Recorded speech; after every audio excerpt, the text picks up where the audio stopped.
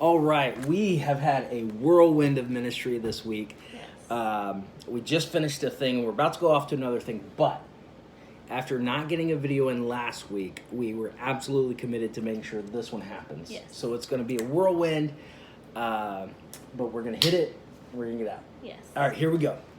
So we had a question come to us regarding 13 and 15 of 1 Samuel from last week. And the question was Saul really sinning by making these offerings? Yeah.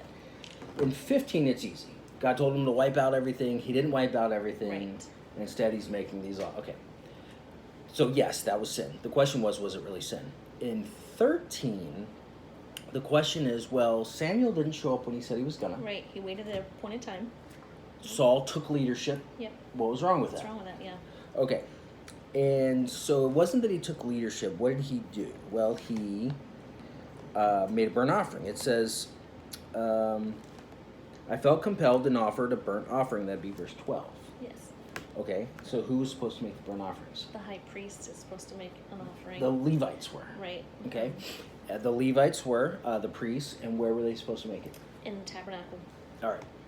So we have a king doing what the priests were supposed to do. Yes.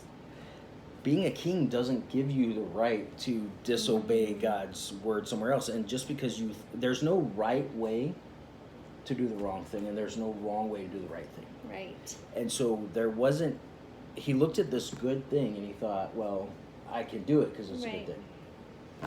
Also in this week's reading, we see kind of the ark of the covenant begins to fall off. Mm-hmm. And he's like, oh, I don't want to touch the ground. It'll get dirty. He reaches out. And he's not supposed to touch it. And it kills him.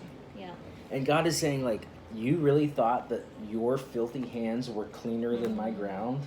There's a right way and there's a wrong way to worship God. Yeah. Saul was not a priest. He wasn't a Levi. So, yeah, he was disobeying God.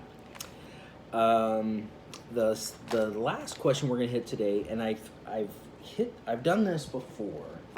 And the question is, why wasn't King David allowed to build the temple? Yeah.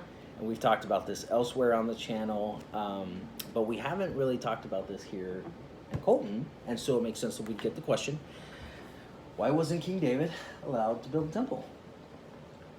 Yeah, tell us. I don't remember.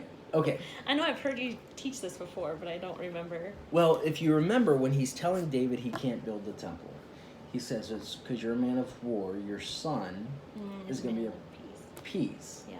And the son of a king is a prince. Yeah. And Isaiah tells us about one that's coming that's going to be the Prince of Peace. And so when God tells David, your son, the Prince of Peace, is going to build my temple, yes, he's speaking of Solomon, but he's ultimately speaking of the Prince of Peace in Isaiah. Yeah. And we see when Jesus says, you destroy this temple, I'll build it again in 3 days. What was the temple for? The Old Testament temple, what was the point of it? It was where God could meet with his people. His people, yeah. And people could meet with God. Yeah. And that's what happened in the Old Testament temple. Well, the tabernacle, and then he built the temple. Okay, right.